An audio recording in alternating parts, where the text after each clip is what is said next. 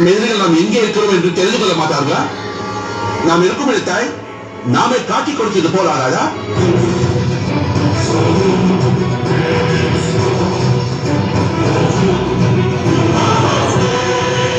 என்ன kernel Wells, நலமா?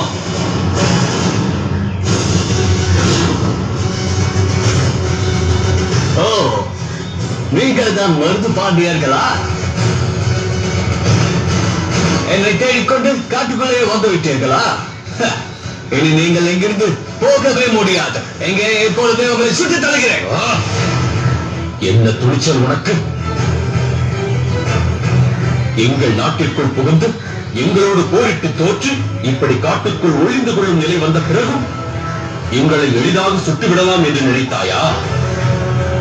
வடக்கே சில நாடுகளை அடக்கிவிட்டதால் தமிழகத்தையும் எளிதாக வென்று விடலாம் என்ற நினைப்போடு இங்கே வந்தாயோ? ஒருபோதும் உங்களால் அது முடியாது என்பதை இப்போது புரிந்து கொண்டாயா? மருது சகோதரர்களை நெருங்குவது அவ்வளவு எளிதல்ல என்பதை தெரிந்து கொண்டாயா? போதும் உங்கள் தமிழகத்தின் பெருமை. ஒவ்வொரு காலகட்டத்திலும் வெவ்வேறு ஆட்சியாளர்களிடம் அடிமைப்பட்டு கிடப்பது தானே தமிழகம் என்று சொன்னாய். ஏன் சொல்லுகிறார்? போர்ச்சுகீசியர்கள் இந்த தமிழகத்தை அடக்கி ஆளவில்லையா? டச்சுக்காரர்கள் வந்து சொந்தம் கொண்டாடவில்லையா? பிரெஞ்சுக்காரர்கள் வந்து பங்கு போடவில்லையா? நவாப்களுக்கு நீங்கள் கட்டுப்பட்டு நடந்ததில்லையா?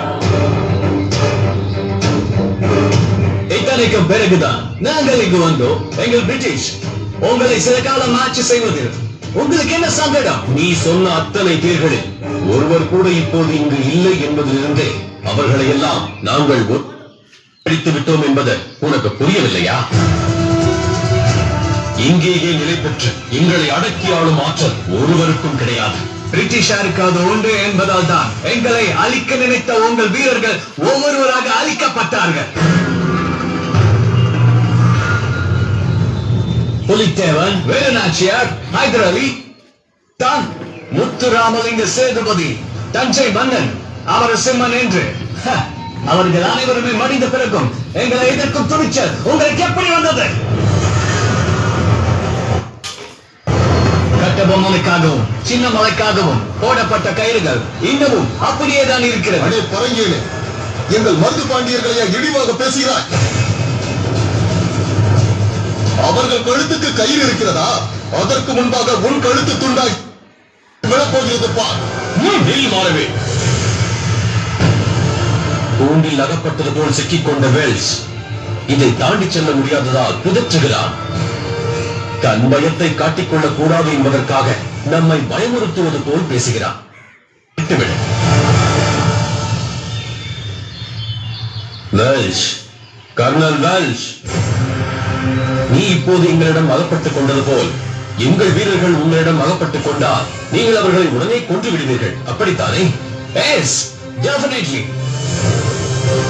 எதிரிகளை நாங்கள் விட்டு வைக்க மாட்டோம். ஆனால் நாங்கள் அவர்களுக்கு மன்னிப்பு வழங்குவோம்.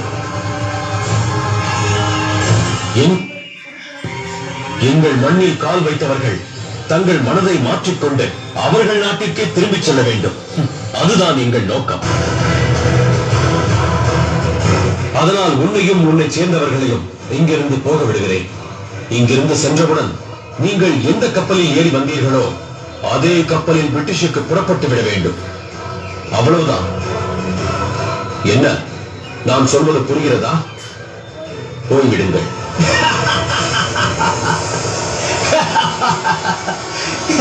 நீ எனக்கு மன்னிப்பு வழங்குகிறாயா?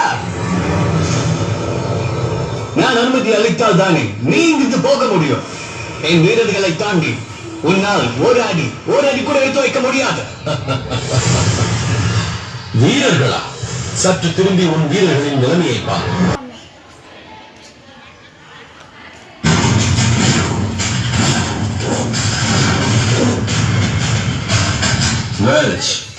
நீ திருந்துவதற்கு ஒரு வாய்ப்பளி, ஆனால் நீ அதை பயன்படுத்திக் கொள்ளவில்லை. துப்பாக்கியை கீழே போடு. இவனை இழுத்து பாருங்கள்.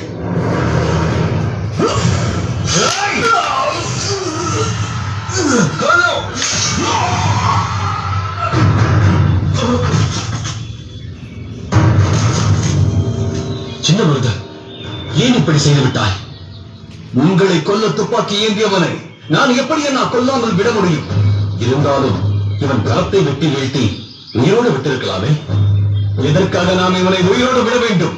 கட்டபொம்மனின் கழுத்தை இறுக்கிய கயிறு உங்களுக்காக காத்திருக்கிறது என்று சொல்பவனை நாம் ஏன் மன்னிக்க வேண்டும்? பெருந்தன்மையோடு நாம் எங்கள் கூட பலவீனமாக கருதப்பட்டு விடுமண்டா. இப்படி ஒரு மரணமாவது நடந்தால்தான் அந்த ஆங்கிலேயர்களுக்கு பயம் வரும். வந்த அன்றே வேல்ஸ் மடிந்தான் என்று தெரிந்தால்தான் இங்கு இருப்பவர்களுக்கு தங்கள் நிலை என்ன என்ற கேள்வி எழும். அக்னியுவிற்கு இது தெரியட்டும். மருது பாண்டியர்களின் கோட்டைக்குள் நுழைய முயன்றால் இப்படித்தான் ஆகும் என்பது புரியட்டும்.